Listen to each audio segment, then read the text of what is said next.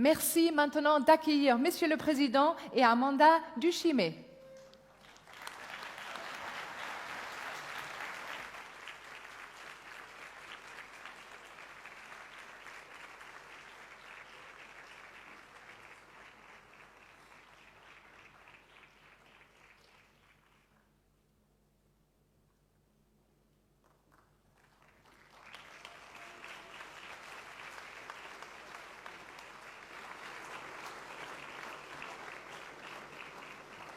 Bonjour, merci beaucoup mes amis, mesdames, messieurs les chefs d'État, de gouvernement, mesdames, messieurs les ministres, chefs de délégation, ambassadeurs, dirigeants. Bienvenue à Lyon, bienvenue pour cette conférence de reconstitution du Fonds mondial de lutte contre le sida, la tuberculose et le paludisme. Et je veux d'abord céder la parole à Amanda, qui nous vient du Burundi et qui est avec nous à Lyon. Merci beaucoup d'être là. Je vous remercie, Monsieur le Président. Comme Monsieur le Président vient de le dire ici présent, je m'appelle Duchimé Amanda Marty, je suis burundaise âgée de 18 ans. Je suis sous traitement ARV depuis 7 ans parce que j'ai été dépistée très tardivement, à l'âge de 11 ans. Je me suis engagée il y a 2 ans auprès de mes pairs pour les accompagner et les aider à faire face à la maladie. Car si être adolescent, c'est compliqué, être adolescent et vivre avec le VIH, c'est encore plus difficile.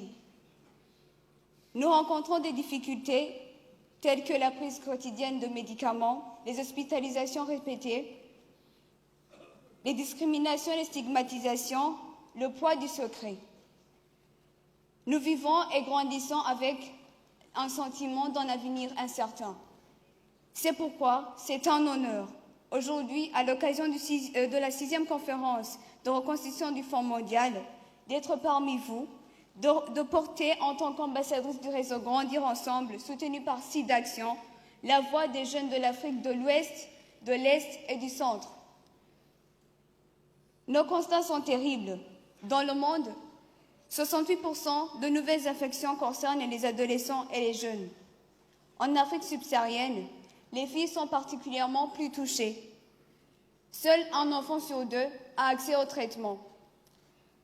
Dans certains de nos pays, des ruptures d'ARV persistent, se répètent et depuis des années.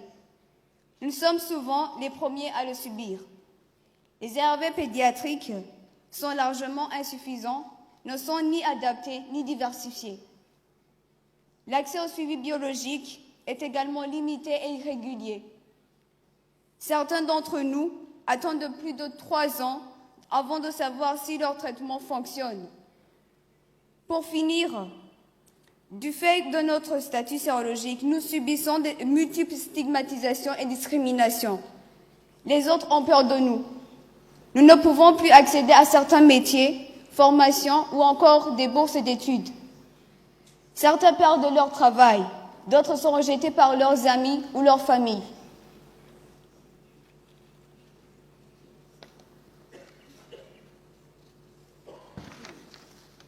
Nous ne voulons plus de cela. Nous ne voulons plus être stigmatisés ni soignés à l'aveuglette.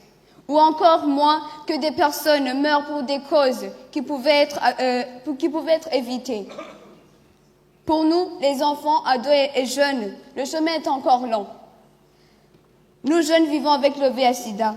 Nous ne réclamons que rien de plus que le respect de nos droits.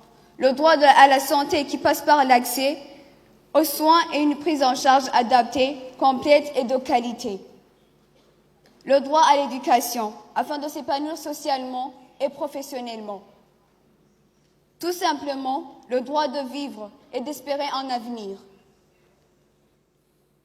Nous ne sommes pas que des numéros ou des statistiques, nous existons, nous sommes là. Oui, qui mieux que nous pour vous dire réellement aux décisions qui nous concernent, participer aux décisions qui nous concernent. Nous ne voulons pas être cantonnés au simple rôle de bénéficiaires, mais être acteurs de notre propre développement.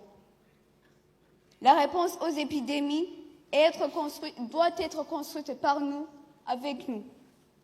Nous savons mieux que quiconque ce dont nous avons besoin. Laissez-nous vous mettre en garde. Laissez-nous réellement vous dire là où nous souffrons.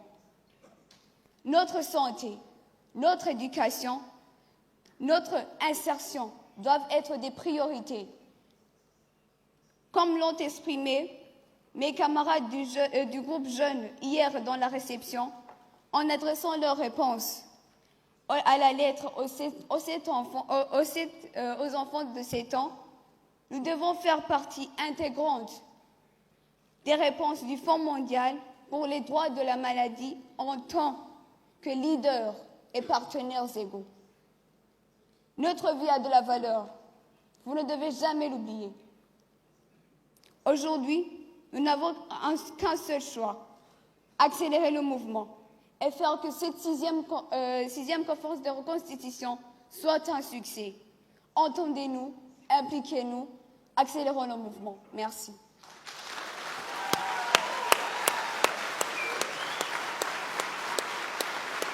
Bravo, madame.